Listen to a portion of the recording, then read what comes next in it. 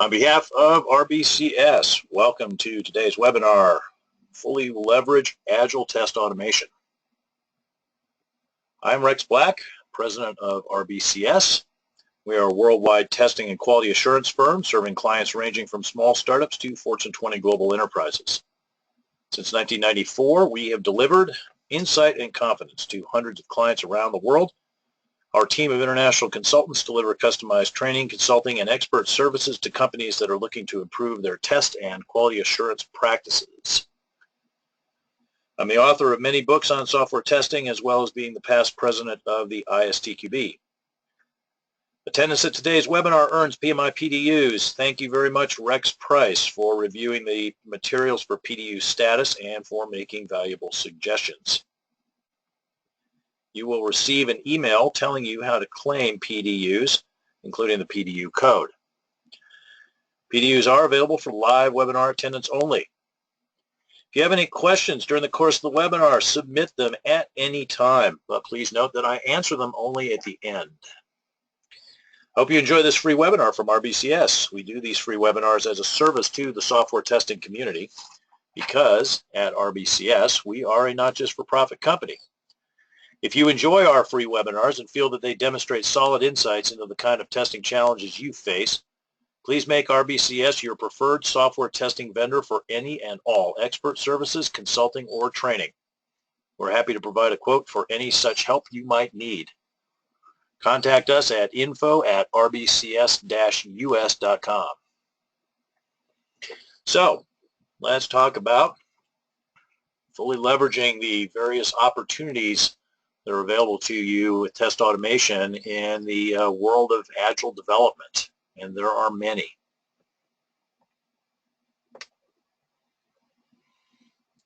So, this quote from Archimedes here, give me a place to stand and a lever long enough and I will move the world, may sound hyperbolic, but it is indeed true that leverage is an amazing thing. It amplifies the power of a person,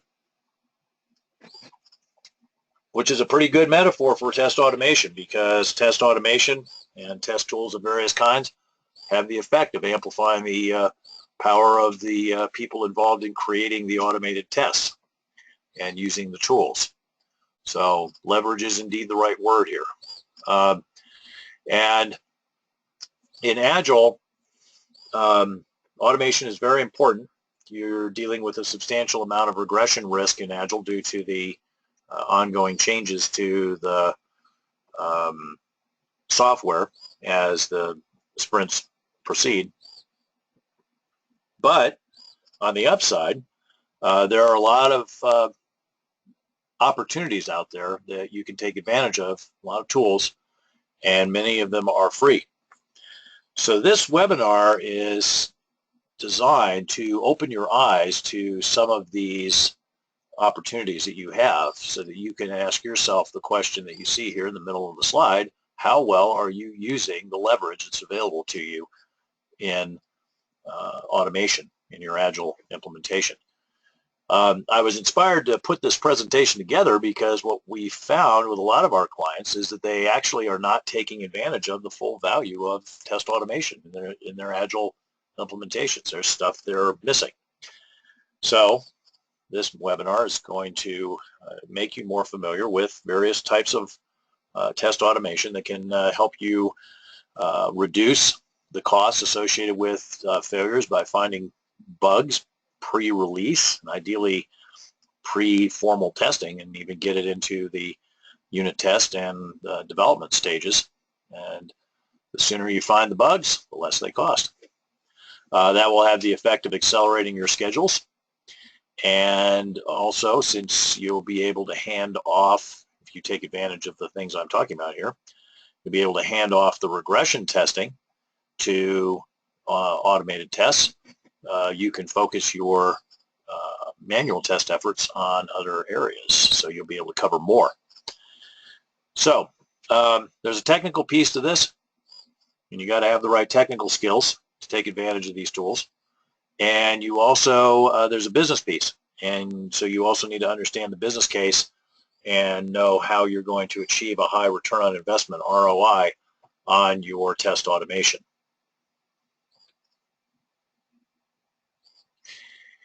So the first thing that's important to understand is that if you are not taking advantage of automation, of static testing, using things like static analysis tools, white box testing, using things like code coverage and unit test automation tools,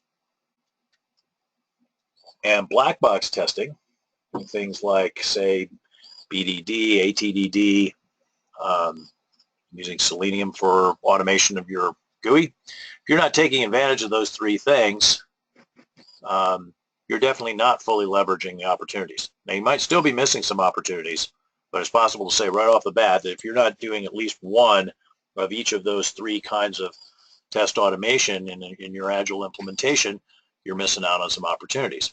You should really be doing a mix of multiple types of testing, multiple tools in each of those three broad categories of test types: static, white box, and black box.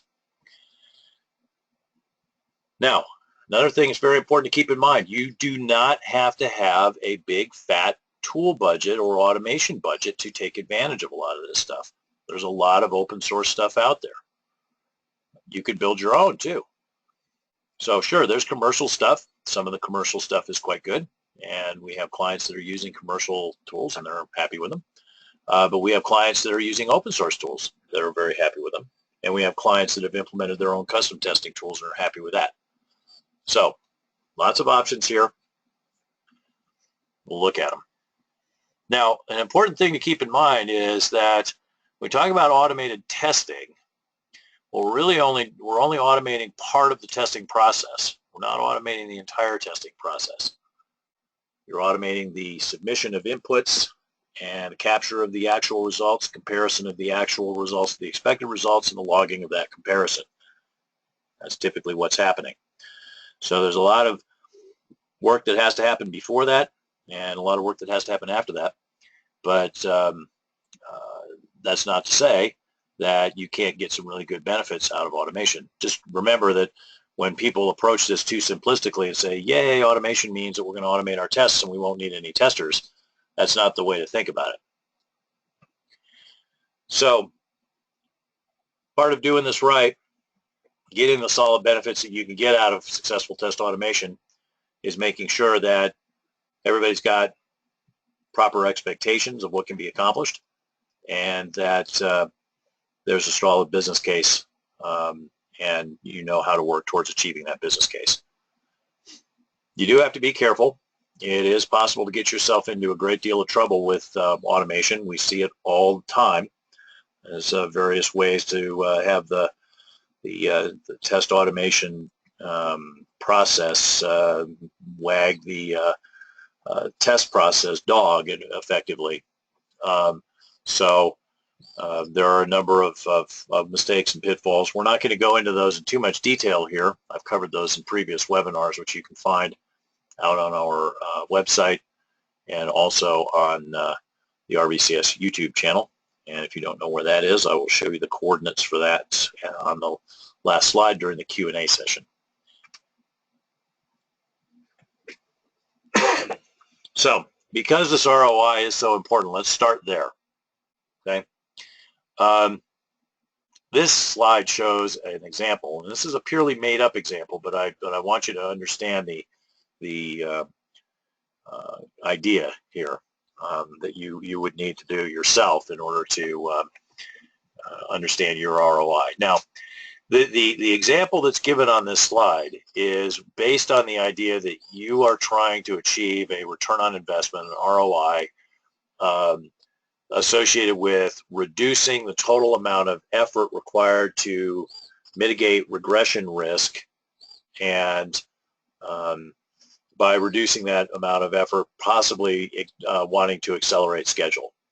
So if the desired ROI is reduced cost and or reduced schedule time required for regression testing, this is the model to use. Now, if your ROI, if the business goal is something else, then your ROI is going to be, you're going to need to measure your ROI in a different way. So if you look at the figure on the right of the slide, what you see is that we are comparing the average cost of developing, executing, and maintaining tests, manual versus automated. Okay, so white box, manual, red box, automated. And what you can see is that we are investing on average $90 per automated test, right? $10 cost, the average cost to develop a manual test. $100 is the average cost to develop an automated test, so $90 is the investment being made. Now, we want to get that back by repeating the tests. And if we ignore the maintenance bars for a moment, and we just look at the execution bars, you can see that it costs $50 on average to execute a manual test, $25 to execute an automated test. So every time we execute the automated test, it saves us $25. So we execute the automated test 4 times. That's 4 times 25 is 100. So we get our $100 or $90 back, excuse me, with $10 return.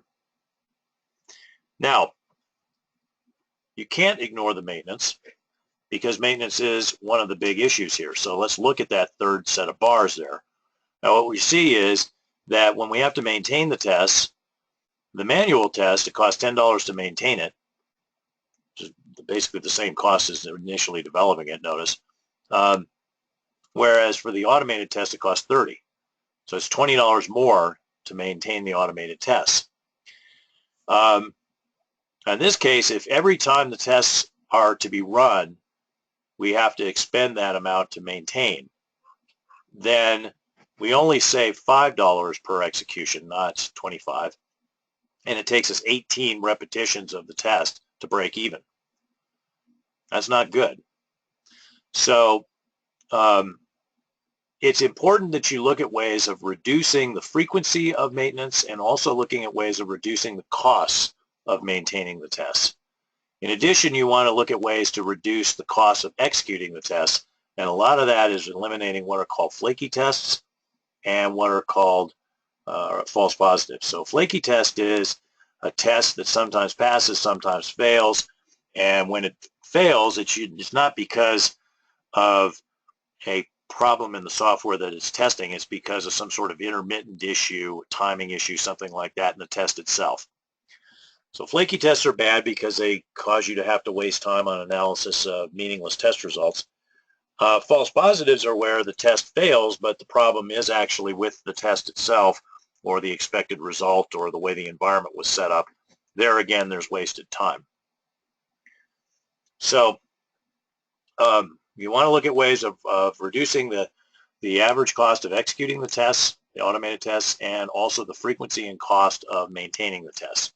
Do not look for ways to reduce the average cost of developing the test because most of those shortcuts will end up boomeranging on you and causing you to have higher costs of executing and maintaining the tests in the long run.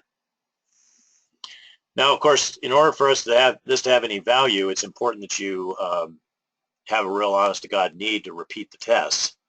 So don't just automate things and run them over and over again just because you can.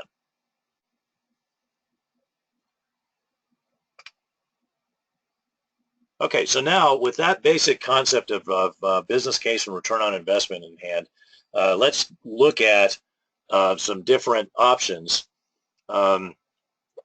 for fully leveraging test automation in your Agile world.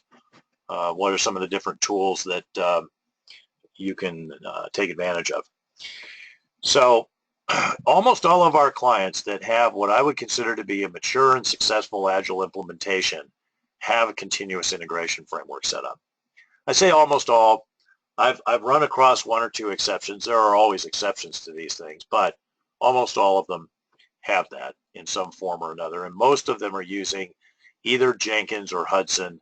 A few are using some sort of homebrew system that they've set up. Some of them are really old school and they're still using a pure Ant cruise control approach just because it works and they've had it forever.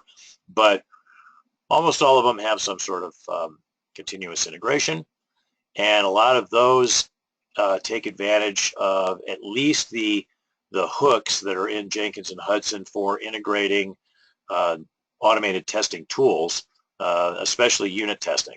A lot of them have unit testing. Not so many take advantage of the other opportunities, which I'll discuss. But I would say that this is sort of your ticket, your entry ticket, that if you are not doing continuous integration, that significantly reduces the value that you're going to be able to get from a lot of these other things that I'm going to talk about. So even though continuous integration itself is not, strictly speaking, a test tool, it's a foundation upon which a lot of test tools build.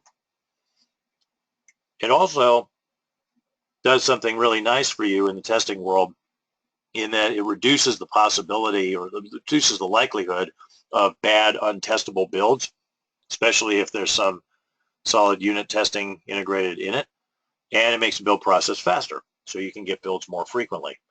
Now, there is such a thing as too frequently, and I have had clients tell me about situations where the builds were automatic and they auto-deployed, and auto-deployed into test environments at not entirely predictable times and caused disruptions to testing. So you want to be careful when you set these things up that the process of deploying the builds into the test environment is one that does not disrupt ongoing tests. Now, not all of our clients take advantage of this, but you really should. Static code analysis. So there are plenty of options out there. One of the things that we sometimes hear people say is, well, we can't do static code analysis on our code because there aren't tools for that. You know, a lot of times you just haven't looked hard enough, if that's what you think. There are a lot of these static analysis tools out there, and a lot of them support multiple languages. So this is a really smart thing to build into your continuous integration framework, as well as putting it on the developer's desktop so that they can do static code analysis while they're writing their code. Now, the idea here is that the static code analysis not only is going to result in more readable and maintainable code, it's also going to find a whole bunch of incipient bugs that can be taken out pretty much immediately upon being put in, before anybody else sees them and before anybody's affected by the failures. So really, really economical. And it also, by the way in which it works, by giving rapid feedback to the programmer on the quality or quality problems of their code, it helps to teach them to write better code. So it's really a underexploited best practice. Now, there's open source stuff. SonarQube, Splint are out there, open source, free. We have a lot of clients that are using the commercial static tools like Clockwork and Fortify. When I hear about that, I usually don't get into this question because it's generally not entirely within my bailiwick, but I'm always tempted to ask, did you actually look at the open source options before you spent all that money on the commercial tools? So, I would say that's something to consider, when you're looking at this. Make sure that you look at open source tools too, because some of them are quite good. I've heard a lot of very good things about SonarQube. Now, another thing is definitely underexploited is complexity analysis. Excessive complexity definitely contributes to unmaintainable code. Excessive complexity is usually measured using something called the McCabe cyclomatic complexity metric. There are open source as well as commercial tools for this. So that's something else that you should look at. Trying to keep the complexity low. The general rule of thumb is less than 10 branches or loops. well, branching or looping constructs, will aid in terms of the readability and maintainability of the code.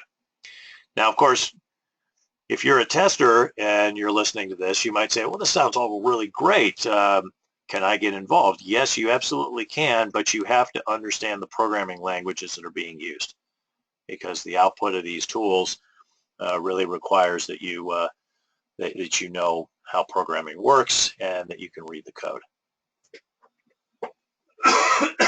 Excuse me. Now,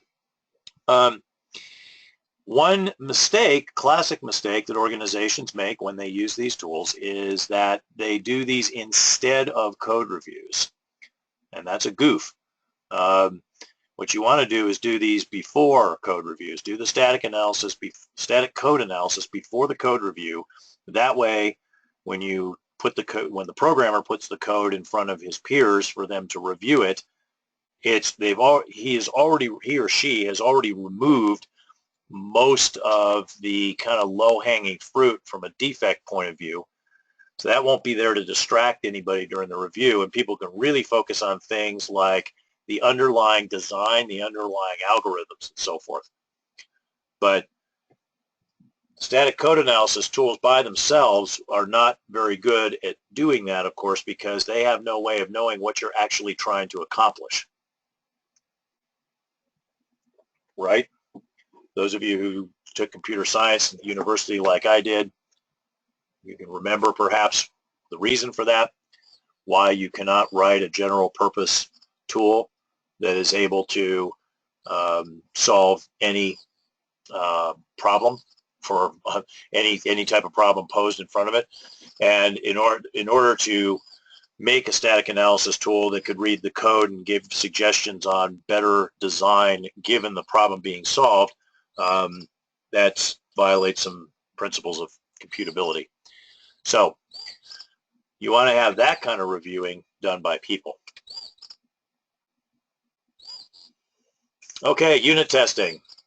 I got to say, I have my concerns with Agile over the years, not so much with Agile as the intention, but rather with Agile in terms of the way that I've seen it implemented and the way that it has affected some of my clients in their testing. I think there's been some organizations make a lot of rookie mistakes sometimes with implementation of Agile that can be detrimental to testing groups. But one of the things that I've really loved about Agile from the start is the emphasis on unit testing, getting programmers to think about properly unit testing their code. And as I said, what we see is a lot of our clients that they're using a continuous integration framework, and they're not only having their developers create unit tests, but those unit tests end up in the continuous integration framework, which is great. Usually what we see is what's sometimes called the X unit family of tools, CPP unit, J unit, so forth. These things are everywhere for everything. A few years ago, actually a couple of years ago, I was doing an assessment for a client. They were doing SAP, which uses some language, I don't know, CBAP or something like that. I can't remember. It was some sort of weird algorithm or weird acronym for the programming language that it used. And somebody told me, oh, we can't do that kind of unit testing because there's no X unit framework. Well, I went off onto the internet. 5 minutes later, I found that there was indeed a variant of the X unit framework for the SAP programming language. It's everywhere. There are commercial tools for this out there. Parasoft, for example, makes one, but I think for the most part, these have been driven out by the open source tools. Now, we do have some clients that talk about using test-driven development as part of their unit testing. Certainly, what exactly is meant by test-driven development varies quite a bit. The classic concept of test-driven development is explained by Kent Beck in his book on extreme programming. Some people do that, but for the most part, I think what we're seeing is that people are writing the code and the unit tests more or less at the same time. The tests are not necessarily written first. There are some people that have very strong feelings about this. I'm not one of them. to me, as long as the developers are actually creating unit tests, whether those unit tests get written before, during, or after the code is written is not really my lookout. Now, it's good if you're going to do unit testing to also be augmenting that with code coverage tools. Gcov is an example for Linux. There's Cobertura, Bullseye, commercial and open source variations. So good unit tests, really, you want to make sure that they are achieving adequate coverage. To me, adequate coverage means at least 100% statement coverage and 100% decision coverage. Now, if you're listening to me right now and going, I have the slightest idea what he's talking about. Next week, I will be doing a free webinar, 30-minute one key idea webinar, where I will give a demonstration of the use of Gcov, an open source Linux code coverage tool, to achieve 100% statement and decision coverage in testing. So tune in for that if you want to see what that looks like. Or encourage your programmer buddies to tune in for that, and they can see how it works and do it themselves. Now, that I think is a good minimum standard for code coverage. It should be 100% statement and branch coverage. But just because you've achieved 100% statement and branch coverage doesn't mean that you've actually designed proper tests. It is possible to execute code that has defects in it and not see failures because of the way that your tests are designed. So I would hope that if you can encourage your developers to tune in for that webinar next week, as well as tuning in yourself, you can also encourage them to do something like do some studying on black box test design, maybe come to one of our black box bugathons that we're running around the country, have us come in and run a black box bugathon, or better yet, our Testing for Programmers course, because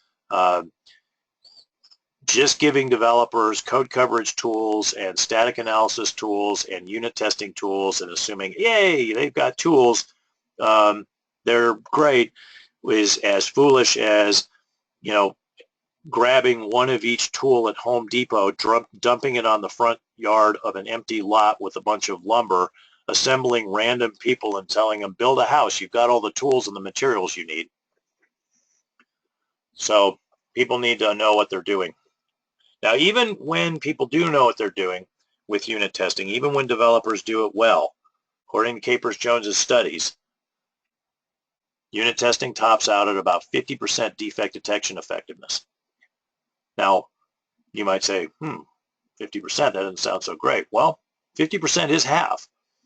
And so ask yourself as a tester, would you like to get code where half of the defects have been removed before it's given to you? Yeah, I know I would. So I think it's good. It's just that you don't want to put too much faith in it, in the sense of, well, we don't have to worry about regression risk because we've got all these automated unit tests and they're in our continuous integration framework and they run every time we run the tests. That's not a smart way of thinking about it, because you're only going to get 50% of the defects that way. Now, what can you do as a tester? Well, learn how to program if you don't already know how to program, and learn how to do this white box type of testing, unit testing, static code analysis, so forth. Be a coach. That's a concept in Agile, being a coach, being a testing coach, being a quality coach. So learning how to use these tools, take advantage of them, help your developers take advantage of them, you should do that. Don't be intimidated. Just because you don't have a technical background doesn't mean you can't learn this stuff. You absolutely can learn this stuff. There is no magic here. You don't have to be born a certain way to know this stuff. You don't have to be a guy to know this stuff either. Okay, this is in spite of the fact that programming is a male-dominated profession. That's just an accident, and it wasn't always that way.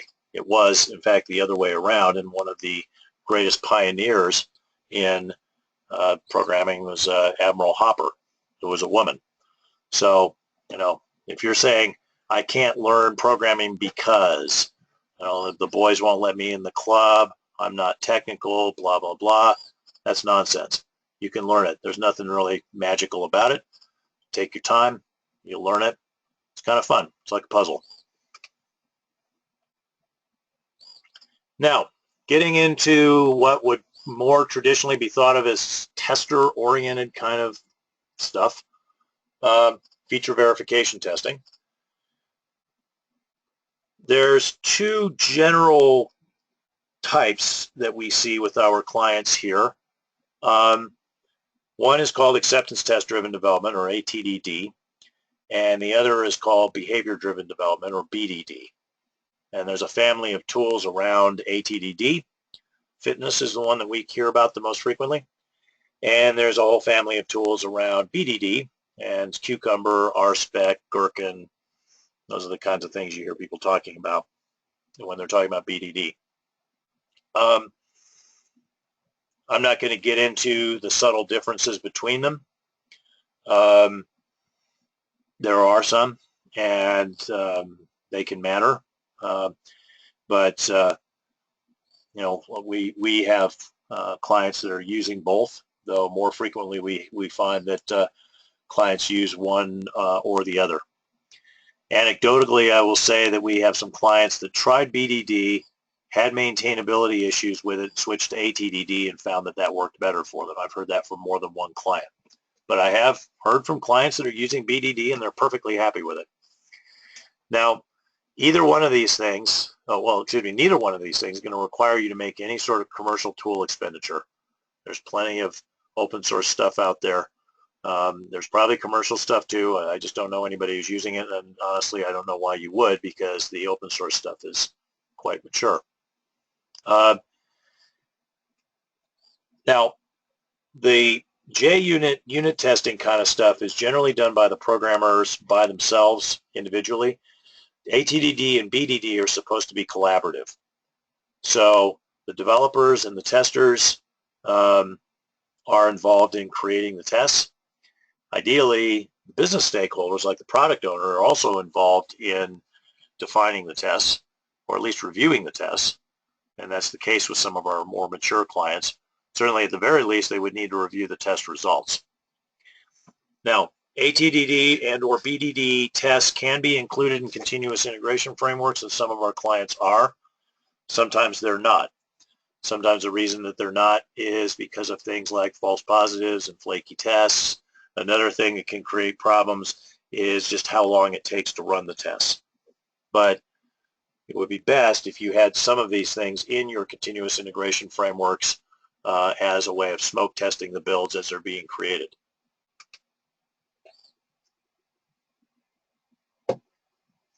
Now, GUI test automation, graphical user interface test automation. Lots and lots of open source and commercial tools out there for that, of course. Usually when we hear people talking about open source GUI test automation, they're talking about Selenium, though there are others. UFT, Rational, Test Complete. There's way too many others out there that to even mention that are the commercial tools. Now, if you're going to do this, if you're going to do graphical user interface test automation, there is a whole battlefield of landmines and traps that you can step on or fall into here. A lot of them have to do with problems with maintainability of your tests. There's two fairly common architectures that are used to try to create maintainable tests using graphical user interface frameworks. These are data-driven and keyword-driven architectures. Now, data-driven and keyword-driven architectures can be used for all sorts of automation, including automation in an application program interface or a command line interface, or even via the data layer or some sort of report layer. So the architecture, the data-driven and or keyword-driven architectures are not GUI specific, but they are widely advocated as a way of solving maintainability issues with graphical user interface automation. Now, the trick here is make sure you have an experienced lead in charge of this if you're going to kick off a graphical user interface automation effort. General rule of thumb is 5+ years. This derives from the 10,000 hours to master a complex subject rule, which was popularized in Malcolm Gladwell's book Outliers. Now, some people have tried to refute that and have published counterexamples of it. But I think still, as a general rule of thumb, if you find somebody who's been doing something seriously and intensively for 5 years, like automating graphical user interface tests, then they've probably achieved some level of mastery of it. And conversely, if you find somebody who's walking around, they've spent less than a year doing hands-on graphical user interface automation and they're calling themselves an expert, it's not polite to laugh at people, but personally I would be tempted to laugh at somebody like that because they have no idea how much they don't even know. So don't call yourself an expert if you don't have a lot of experience in this. Become an expert. Spend the time to learn how to do it right. A lot of times when I hear about test automation problems, it has to do with a failed graphical user interface test automation effort. I could fill an entire hour-long webinar with horror stories of failed test automation efforts that happened because of testing through a graphical user interface. And each one of those would have cost the company at least $100,000 and or somebody's job. And many of them will have cost a lot more than that. So as I said, this is a serious minefield and serious traps. Don't go walking around in it without knowing what you're doing. Now, performance testing is another place, excuse me, another place where automation is very important. Generally, when people are talking about automation of performance tests in Agile, what I hear them talking about is JMeter. Also, OpenSTA is out there, and I hear about that occasionally. There are a lot of commercial tools, many commercial tools out there. Now, one of the advantages of performance test automation is that the type of test results you're trying to evaluate have to do with things like throughput and response time and resource utilization. You're not so much worried about are we getting the exact right answer on the screen right now. That ends up being a lot easier to automate, and there tend to be a lot fewer maintenance problems. I don't tend to hear clients telling me about a performance test automation effort that they did that flew off the rails because of a maintenance issue. Now, what can cause performance testing efforts to fly off the rails is assigning the job, the performance test automation job, to somebody who doesn't know what they're doing. Give them a tool and say, hey, go do the performance test, and they haven't the slightest clue, and they do it wrong, or they do it right by accident, but then they misinterpret the results. So be careful with that. Your open source performance testing tools, if you find one you like, before you make a real big commitment to it, check and make sure that it's got a decent sized community behind it, because it is the case that there have been some open source performance testing tools that have gone away.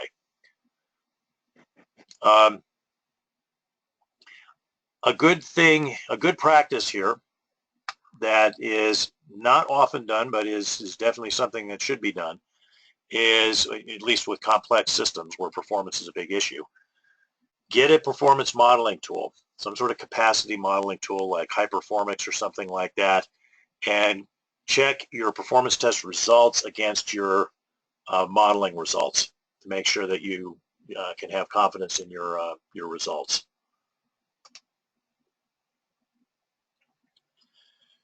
Now, web services and service virtualization, these are other areas where there are tools out there. Parasoft has a tool set here, and CA has a tool. I forget the name of Parasoft's tool. The CA tool is called Lisa. It used to be from a company called ITKO, but Computer Associates, or CA, bought them. For open source, what we hear about typically is SOAP UI. SOAP UI is a little flaky.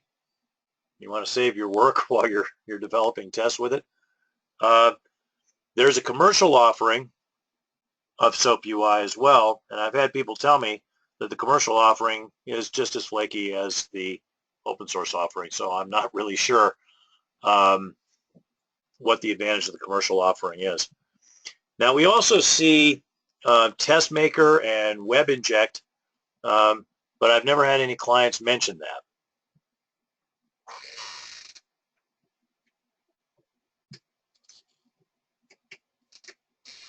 Sorry, I had to turn something off there. So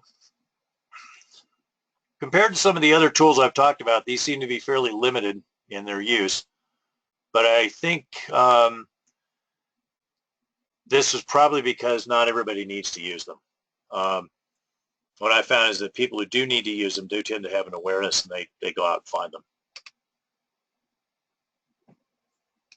Now, dynamic analysis tools are definitely underutilized, and that's unfortunate. Certainly there are plenty of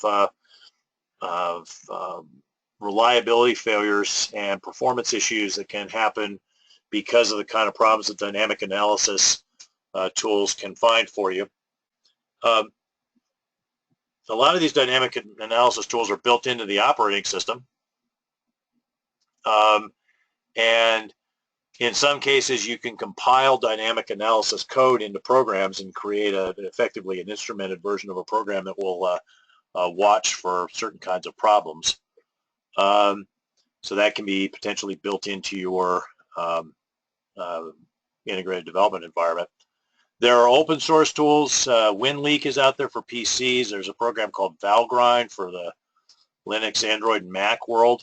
I've used Valgrind before, and it's a nice tool. There are commercial tools as well. So this is something to look at, especially if reliability and performance is important, which it is for a lot of apps. And if you're operating in a mobile world, it's really important that you use resources like memory wisely, because if you have memory leaks and other kinds of problems with memory management, that's going to make your app and indeed the entire platform flaky.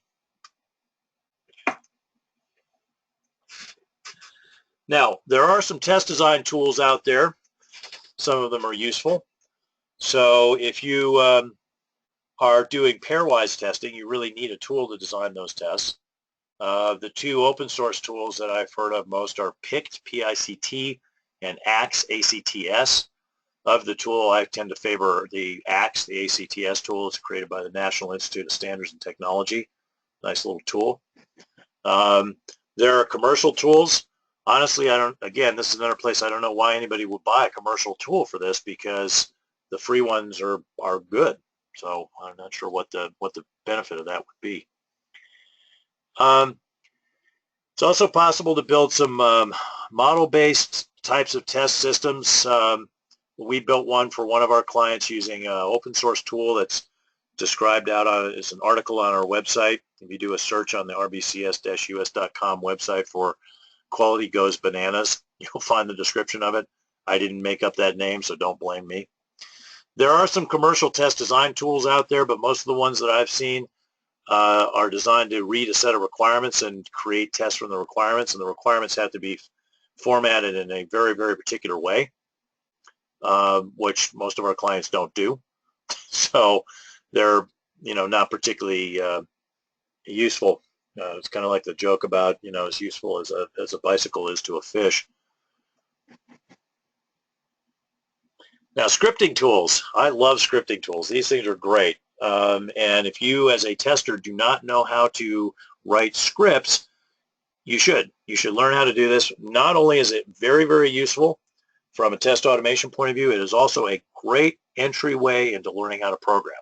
You learn how to script first, and then you can learn how to program from that. The scripting will teach you the fundamentals of syntax and being careful with syntax and if statements and looping constructs and those sort of things. And then you can move on to the programming language. It's a great way to get in there, and it also teaches you skills that you can use to create tests. Now, there are really great languages out there. I've used Ruby, and heard people say good things about Python. I've used the Tickle-TK combo, the various Unix shells. If anything, we've got sort of an embarrassment of riches here, where people get really enamored with one particular language, and they insist that that be the language that's always used. So what's best is for the organization to standardize on one or two scripting languages for particular purposes, and say, well, if we're doing this kind of scripting, we're going to use this language, and everybody has to use it. That will rub some people the wrong way if they are aficionados of a different scripting language, but from a maintainability of the assets perspective, definitely the way to go. Now, scripts are programs. They can be used to construct very large, complex, and sophisticated systems. I have done this myself. But like any kind of program, they have to be built very carefully. Otherwise, you're going to run into some serious maintainability issues. All right, so there you go. There's an overview of the kind of benefits that you can get from test automation in an Agile world. Do it right, and there's a lot of great things that can happen. You don't have to have a lot of money. There's a lot of open source stuff out there, so take advantage of that. Now remember, free to download doesn't mean free to use. Okay, I did a post on my blog and LinkedIn the other day. The post was titled, "Psst, Want a Free Puppy?" So you think free test tool, think, yep, free, just like a free puppy.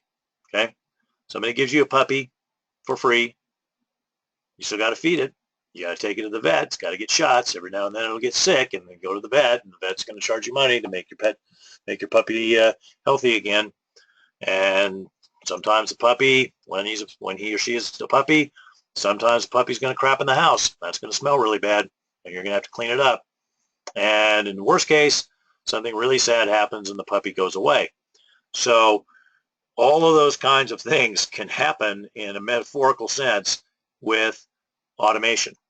Whether the tool is free or not, it doesn't matter. Just like a puppy, whether you paid $2,000-$3,000 to buy some purebred puppy, or whether you got it on the side of the road from somebody who's giving away puppies, okay, however much you paid, that doesn't change the fact that it's going to cost you something to own.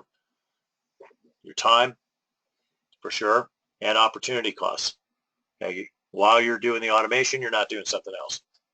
So keep that in mind. Watch out for outlandish claims made by tool vendors. This is another place where I could probably do an hour-long webinar filled with nothing but stories of promises made to my clients by tool vendors that turned out not to come true. Now, sometimes those didn't come true because my client did it wrong. And sure, that's usually not the case that the client was entirely blameless. They often had some contribution to it. But certainly, there are outlandish claims out there. So be skeptical. You know, used car salesperson, test tool salesperson, you know, don't want to say they're necessarily the same, but what I would say is maintain a healthy degree of skepticism. And one thing to remember, the vendor's demo will always work. You don't learn anything from the vendor's demo, except that if the vendor's demo doesn't work, in that rare case, you know that you shouldn't just walk away, you should run away. But the vendor's demo is carefully crafted to send a particular message. The vendor's demo is not carefully crafted to demonstrate the tool's ability to solve your specific problem. That's what a pilot's for. So remember to do pilots. And you can build your own tools if you want, but last resort. It should be a last resort. And really, with all of the open source stuff that's out there now, you know, when I find clients that are building their own test tools, my first question is why? What open source options did you evaluate first before you decided that you had to build your own tool? And generally, the answer is we didn't. We didn't evaluate open source options, and that's bad. So you don't have to build it yourself. In most cases, some cases you can take pieces of open source stuff and build stuff from it. So if you decide I absolutely have to build something because nothing out there will work, okay, that's fine. But use the open source stuff as the way that you build it. One of the things that you may very well have to do is build some sort of integration or glue between tools, especially if you're using a large collection of different tools and you want to make them all work together. So that's someplace where you should think about building your own stuff. Okay, well, I hope this has given you a useful overview. I'm going to put the advertisement up here While we do the Q&A, I want to point out that the LinkedIn coordinates and YouTube coordinates are down there, as well as the blog address isn't on there, but that's easy enough to find. It's rbcs-us.com/blog. So there's lots of good stuff out there, good information out there, a lot of it free. In some cases, it's explaining what kind of services we offer, because we do have to keep the lights on. So keep in mind, if you do need help, we would appreciate the opportunity to bid on any sort of work that you might need. The email address there, info@rbcs-us.com. Basically what we do is training, consulting, and expert services. So if you've got pain in the area of testing and you want some help, send us an email, let us know what your pain is, and we'll tell you if we can help you solve it. The answer is usually yes. All right, so got a comment from Gabriel here. He says, LOL, automated GUI testing is what I've done for our company the last 10 years using QTP. We're in the middle of switching to test complete. No questions, just a comment. I absolutely love your candidness. So thank you, Gabriel. Yeah, this is the way I do business. I call it like I see it, and sometimes that ruffles people's feathers. But I feel like it's better to just be absolutely frank. Especially when I'm working with a client. The way I look at it is they've paid me for my advice and opinions and help, and I do nobody any favors by pulling punches with them. So yeah, if you're wondering what it's like to work with me, it's exactly like it just sounded. That I tell you the unvarnished truth as I see it, and sometimes, as I said, that can ruffle feathers, but I think it's the shortest route to the truth is to tell the truth without any varnish on it. So thank you for the comment, Gabriel. Let me know if you be okay with me quoting you on that. Put that on our social media. Doug asks, any recommendations for responsive design testing?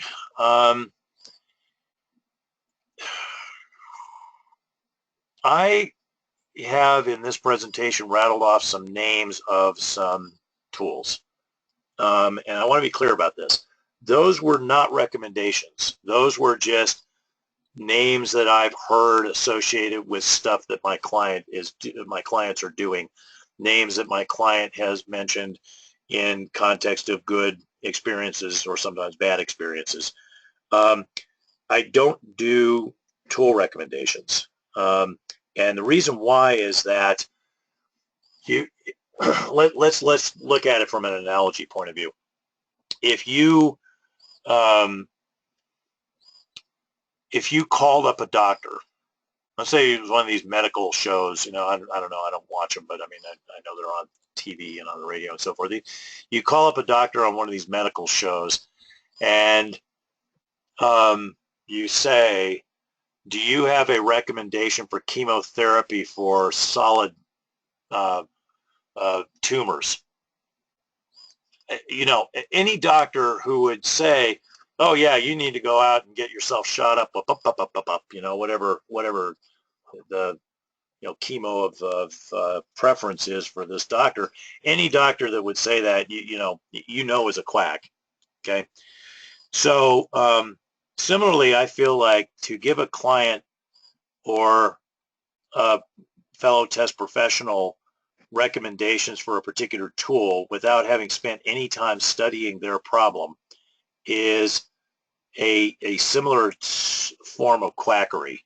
So sorry to disappoint here, Doug, but I'm not gonna try this. I'm happy to come in and work with you in your organization to try to help you figure out what the right tool would be. The starting point for that process is always identifying your goals, requirements, and constraints. And only once you've identified your goals, requirements, and constraints should you start looking at tools. Okay. Wow, I'm going to try to pronounce this name, and I hope I don't get it wrong. Miora? M-I-O-A-R-A? Miora? Hope I didn't mangle your name, Miora. Asks, would it be possible to get the presentation? Thank you in advance. Yes, the presentation is on the website. So if you go out to the website and find the webinars page, I forget exactly how to get there, but it's pretty easy to find. And so one menu down from the home page, find the webinar page, and you'll be able to find the presentation there. In addition, the presentation is being recorded, and so when this presentation is done, one of the things I'm going to be doing is taking that recording and converting it over to an MP4 file and plopping an advertisement on the start of it and putting it on our YouTube channel. So anybody who missed this presentation can go out and give it a listen.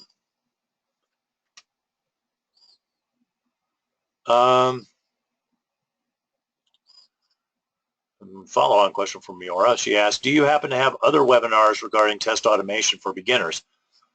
I have done other webinars on various kinds of test automation, and you can go to the YouTube channel and take a look. That's one option. We also offer a course on testing and programming or databases, programming and databases for testers. So that's something we can do for you. Oh, and I see the name Miora says Mio is easier, so good. I will now call you Mio. Let's see what else we got here. We got questions. I had another question from Carla here. Could you recommend an open source automation tool for non-web, non-mobile, Eclipse-based applications? No, as I said, I really can't help with that without coming in and taking a look. You went on, Carlos, say, to be specific regarding Eclipse-based applications, I'm referring to regression / black box / functional automated testing. Our developers typically use JUnit for unit testing. Yeah, what I'm going to suggest is that before you start hunting around for tools, and before you go asking random people on the internet like me for recommendations, that you sit down and write down your goals, and you write down your requirements, talk to the different stakeholders, figure out what your requirements are. As a general rule of thumb, if you found less than 24 requirements for your automation, you probably haven't thought about it enough. Don't just think of functional requirements, think of non-functional requirements. Document those. Then at that point, you're ready to actually go out and start looking at the different tools that are out there. And there's a lot. So, be ready to weigh each tool against the requirements that you come up with and create a short list. And once you get your short list, then that's time to try a pilot. All right? So there are shortcuts. Those shortcuts go to bad places. Shortcuts like asking somebody on the internet, even somebody who's maybe perceived to be an expert like me, and they say, oh, well, you should use blah, blah, blah, blah, blah, and then, I'll go off and do it. I can tell you as a consultant, that's the beginning of a lot of sad stories. I've heard a lot of sad automation stories where that first step, goals, requirements, constraints, that was ignored, and bad things happened, wailing and gnashing of teeth.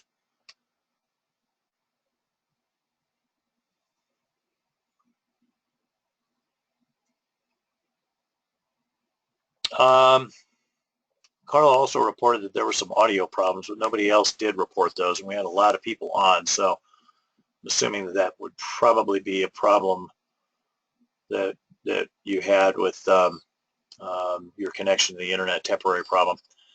Now, Linda says, regarding the automation ROI, we had a few questions on this. Got one from Amit coming up here too. Well, let's go back to that slide. Linda says, is it $30 maintenance per year or per update? This is the average cost of maintenance per update. It's completely made up.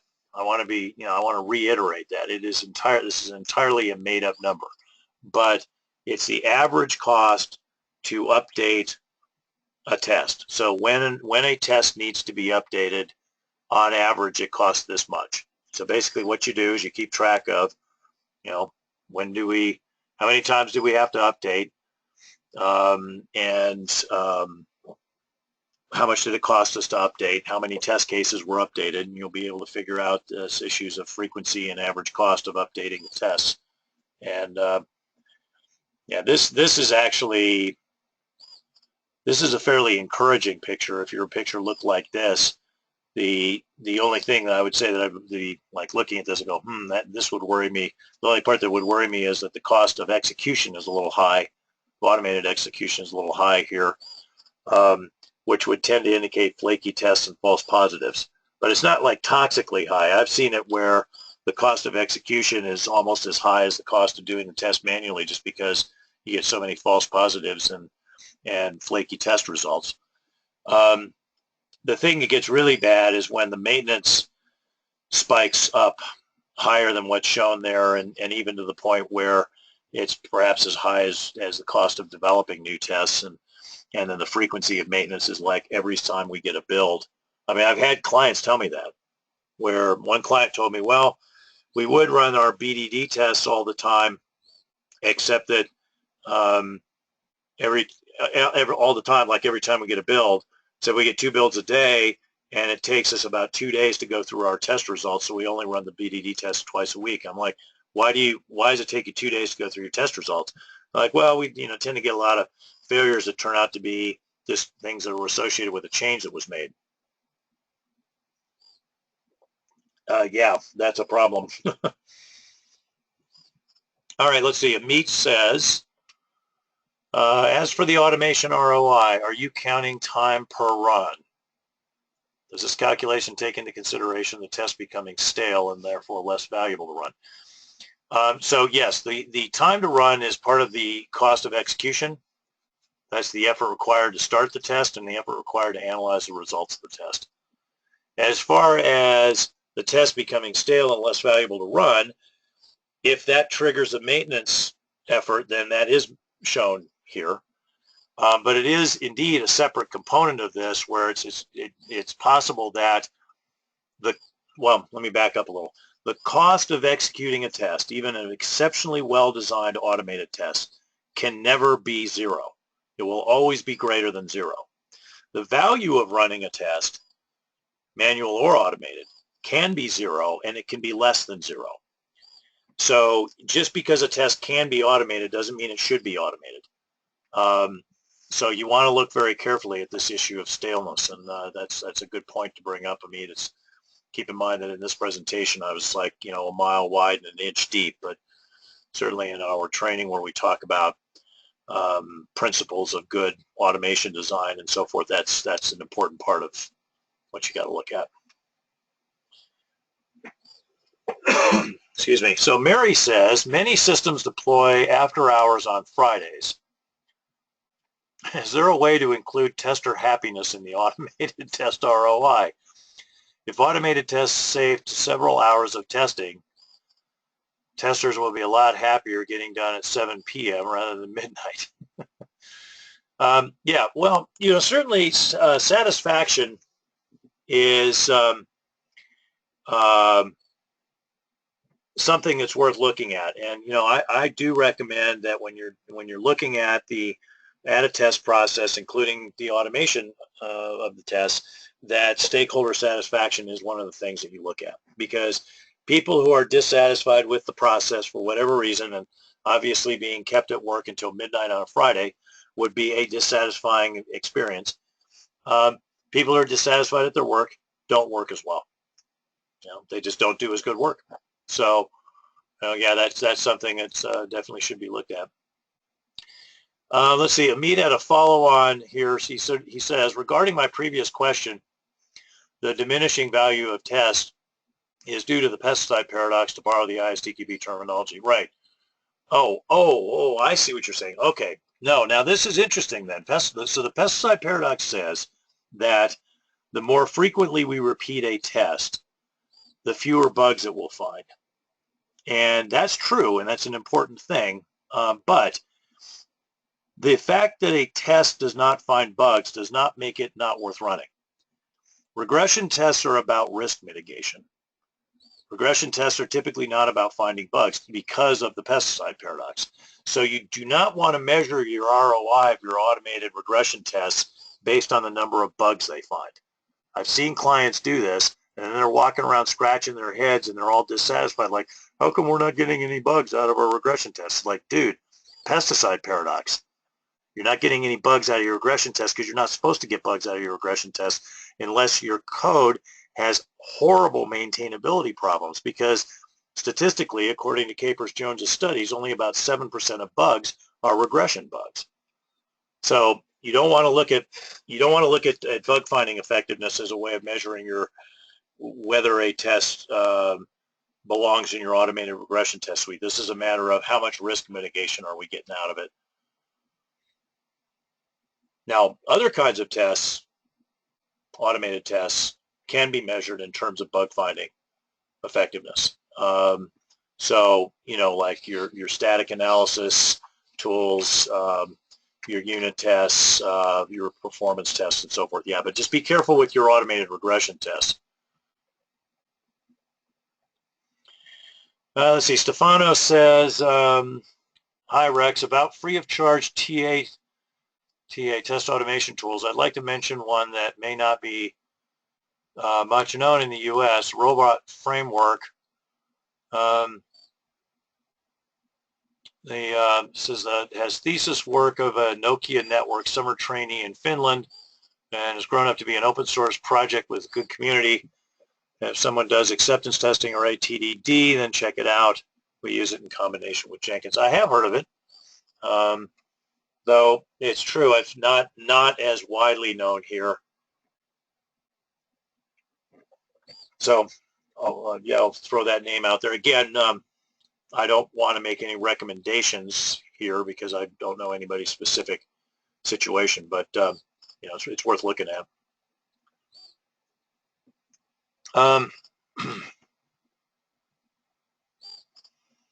Amit says, for a complex use case, is there a way to reduce the code complexity, or is the best I can do to distribute the complexity to multiple classes or functions that will be calling each other?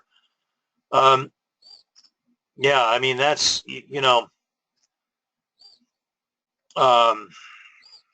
so I guess there's a couple ways of addressing this. So I'm going to back up a little from what I was about to say. First off, I would say that you want to make sure that you're properly distinguishing between what is referred to as accidental complexity versus essential complexity. This goes back to an article called No Silver Bullets by, let me see, Fred Brooks, Mythical Man Month guy. So in the article No Silver Bullets, what Brooks said basically is there are two reasons that programming is hard. Programming is hard, in other words, complex, in some cases because we make it complex by accident. So accidental complexity. And he gave us an example of this using machine language or assembly language rather than programming with a higher level language, like a procedural language or a object-oriented language. That would be an example of making life harder for yourself when it didn't have to be. But essential complexity is complexity that's in the program and in the process of programming just because what you're dealing with is hard. I mean, if you're writing software to control a missile or a rocket to keep it pointed in the right direction and so forth, it's a hard problem.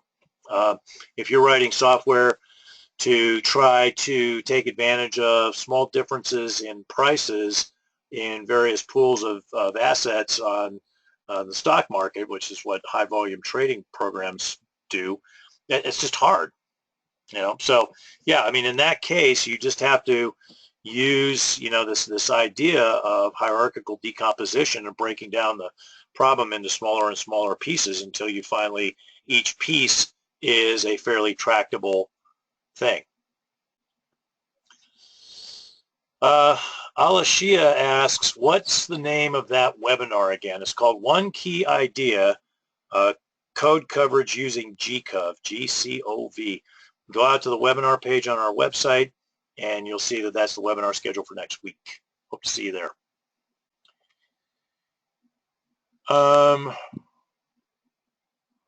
Amit says, where would you recommend a tester to learn about unit testing? Unless working on production code, there's not much of an opportunity to do actual unit tests to see what works best for you.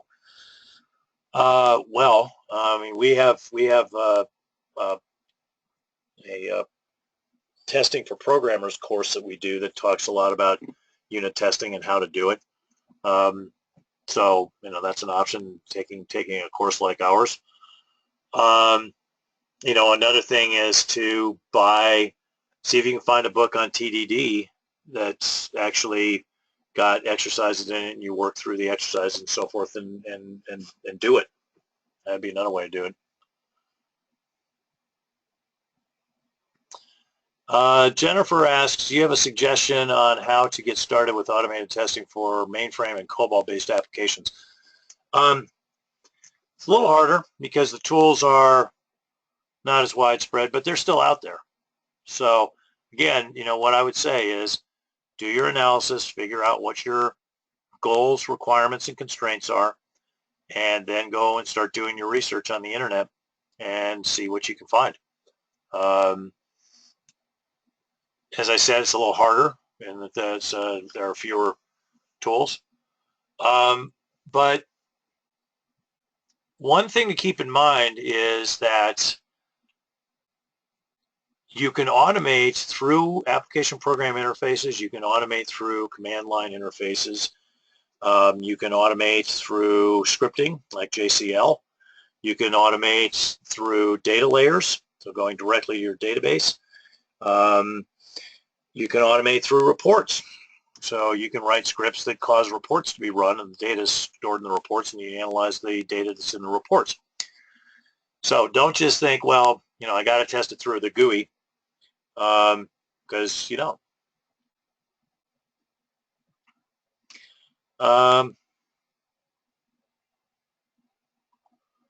Let's see. Carla says, thanks for the robot framework open source reference. I'll add this to my list of research. Okay, take a look at it. But as I said before, make sure that you know what your requirements are before you start looking at tools. Mary says, do I hear a bird singing in the background? But you might. My window is open. And there was a bird sitting on an oak tree right outside the window. I'm surprised that you could hear that. I barely heard it, but so sorry if the background noise is a little confusing, but oh, Linda says, I hear it too. I kept looking out my window. Yeah, okay, well, good microphone, I guess. Somebody was complaining about the quality of the sound earlier, but I guess the microphone must be pretty good and the sound must be pretty good too. If you can hear that bird, it's a little bird, and he's a good 30 feet away from the window. Oh, Mary says, I like the bird. It's just barely audible. Richard said, I hear it too. It added a nice note. Great. I'll remember. Leave the windows open. Listen to the bird.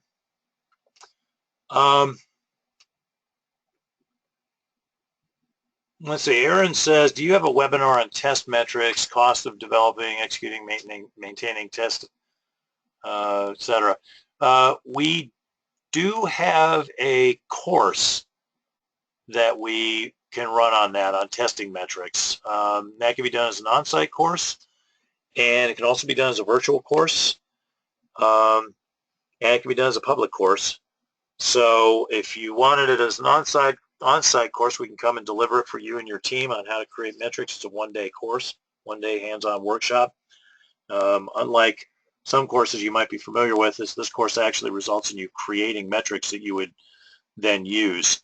So we encourage our clients to do prep work so we can come in and it's more like a one-day consulting session that results in defining usable metrics.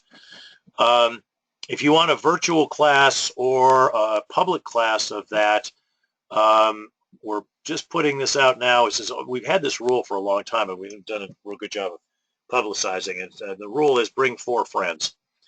Basically, if you and 4 other people come to us and say, we want you to run a public class, here's where we want it, we'll do it, anywhere in the United States. Same thing with virtual class. You and 4 friends say, we're willing to commit, run the virtual class, we'll run it. We'll take the risk to see whether we can find anybody else to attract to the course, but we will run them at our usual rate.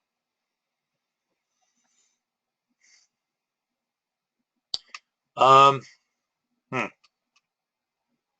Laura said, I had audio problems too. I had long fade outs. And Amit said there were some metallic sounds during the talk. Huh.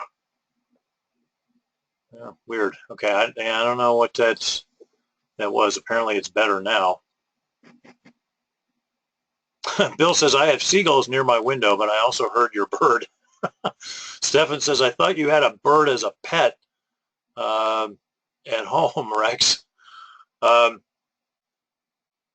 Oh, Aaron says, bird or squeaky chair? Thanks for the excellent webinar. Well, there's the chair. So there can be a little bit of squeak in the chair, but there was a bird out there. I'm guessing that some of you heard that. Scott says, I didn't have any audio problems on my end. Okay, well, in that case, if you did not have any audio problems, it must have been connectivity issues that other people were having. Yeah, Casper says no audio problems either. Yeah, as for pet birds, no, I do not have pet birds. Now I have a question coming up here. I'm not going to name names because I don't want to embarrass anybody, but somebody asked me, do you provide PMI PDUs for your recorded YouTube videos? So this is an indication of someone not listening during the beginning, because I said no, PDUs are for live attendance only. We can't provide PDUs for recorded webinars. That's PMI's rule. That's not ours. If you have a issue with that rule, please address it to PMI. We would love to give PDUs for recorded webinars, but we're not allowed to. Osgore says, superb webinar indeed. My team deeply appreciates the content of these webinars. Oz. Well, thank you, Oz. Do you mind if I quote you on that? That would be very handy for me if I could post that out there on our website. Yes, you may. Okay, cool. Thanks. Appreciate that.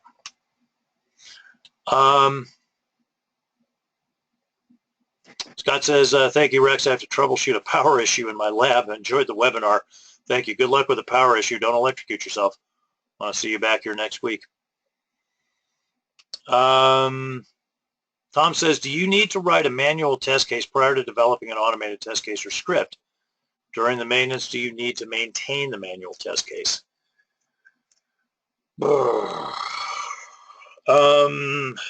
approaches differ here, but I would say that there is no one hard and fast rule. There might be circumstances where the writing of the test prior to developing the automated test as a standalone manual test makes sense, and there are times where it wouldn't make any sense. So, for example, if you're doing ATDD,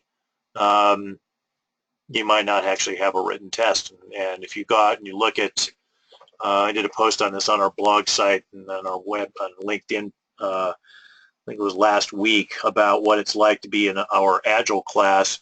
And if you go and look at that, it shows the progression from taking a marketing requirements document and writing a use case and then writing acceptance criteria for it, and then ultimately designing tests and creating ATDD tests for it. And nowhere in that process did we have what would be called a manual test script. So you don't have to. If there's a business need for it, for example, you're an FDA regulated organization, you need to be able to provide proof to auditors, then it might make sense to do that. But I think there's certainly no general rule that says you need to do that.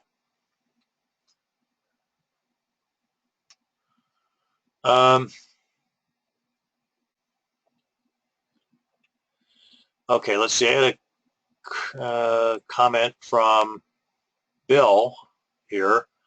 I've attended a number of your webinars over the past years, and I think this was one of the best ones. Maybe because I'm currently building an automation system from scratch, and many of the things that you said are things I've told management about. Not expecting too much and not a silver bullet, and maintenance will be a big effort. That's the kind of things I said, yeah.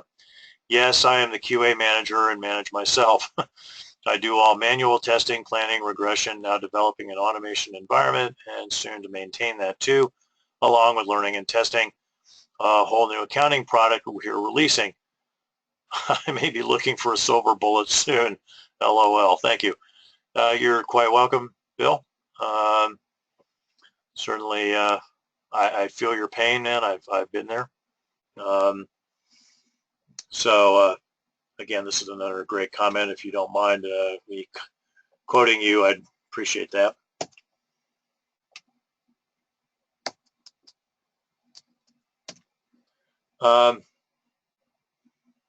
Let's see. Mary says, these freely offered webinars are my steady and reliable source for continuing education and testing. I always learn something new, and I know the content comes from a place of extensive experience. Well, thank you for that. Appreciate the kind words there, and I'm glad we're able to help. Again, I do need to mention that we're happy to do these as a service to the testing community. But we would hope that for those of you who are out there enjoying these webinars, when it comes time for you to go and pick a vendor who can help you out with some sort of testing problem, please do give us a chance to bid on it. I don't ask, I don't want to guarantee, oh, we're going to give you all of our testing business. I know it doesn't work that way, but I would appreciate it if those of you who are listening to my voice when you are out looking for training, consulting, or expert services in the area of testing, that you give us a chance to bid. All right, cool. Bill says, no problem, you can quote me, so I will. Carla says, this was surely one of the best webinars. Lots of golden nuggets for QA testing. Cool, more great stuff. And again, Carla, if you don't mind, I'd like to quote you on that, so let me know if that's a problem, or let me know if you're okay with it. Elaine says regarding audio problems, she said, I had the same problem, but after switching computers, it worked. Yeah, connectivity issues can be computer specific for sure. Yeah, Carla says, sure, quote me. So thank you, Carla. Richard says, not sure how to phrase my question, but how much testing should you do on your automated tests since the tests themselves can have bugs since it's code? Yes, indeed. And that's a whole separate discussion that I didn't want to get into, but the short answer is yes, your tests, your automated tests, should generally be considered suspect the first few times they're run. And having a process for testing them does make a lot of sense, without a doubt. Now, some of these are more susceptible to issues than others. So your automated tests using, say, BDD, ATDD, graphical user interface, focus testing, those sort of things, probably are more subject to having bugs in them versus, say, a static code analysis where, and the only thing with the static code analysis is, you somehow you use the wrong rule set.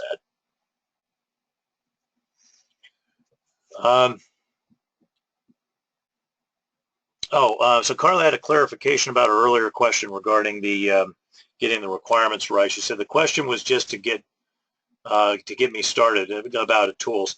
Proof of concept would have to be done. Yes, absolutely. Got to remember that proof of concept. Let's see. Ovidiu asks, what do you think for the tester to do in Agile all of the following: manual testing, automation testing, deployment, UAT, and maybe also training. So I guess you're asking, should the tester plan to be involved in all of these things in an Agile environment? Theoretically, it would be great if you could, but in a lot of organizations, there are special skills required for those sort of things, and so it's not really possible for one tester to do that. Carlos says, automated testing is a full-time job, continuous maintenance from release to release. Yeah, I would say that if you're in an Agile environment and you're trying to keep all of your automated regression tests and other kinds of automated tests up and running, that's a full-time job.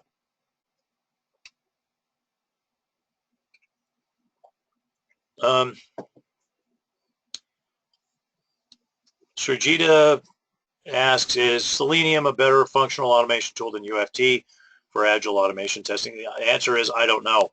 For your organization, I can't tell you without actually going in and working with you guys.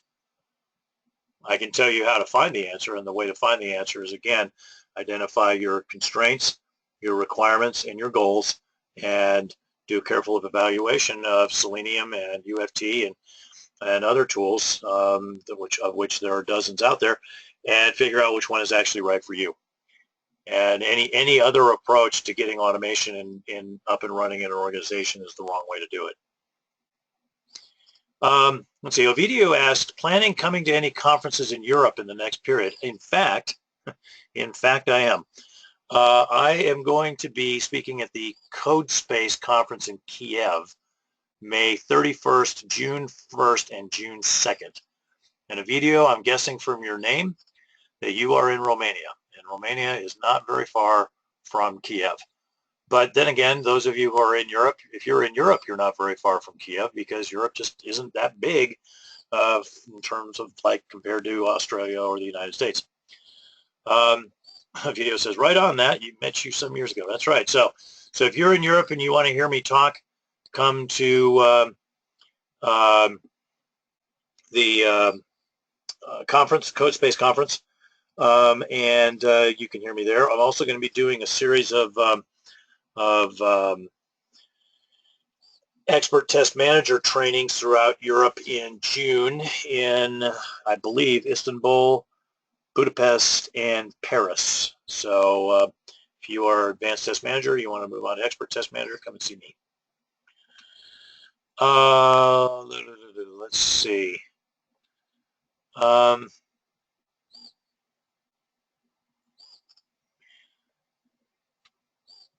Ivana says, and Ivana, good to hear from you again. I hope all is going well since we last spoke, what was it, 3 or 4 months ago? She says, hi, Rex. This is a great opportunity for me to realize how much I don't know. Thanks a lot for that. Well, I hope you take that as inspiration to go and learn more, rather than, oh my God, there's so much I don't know.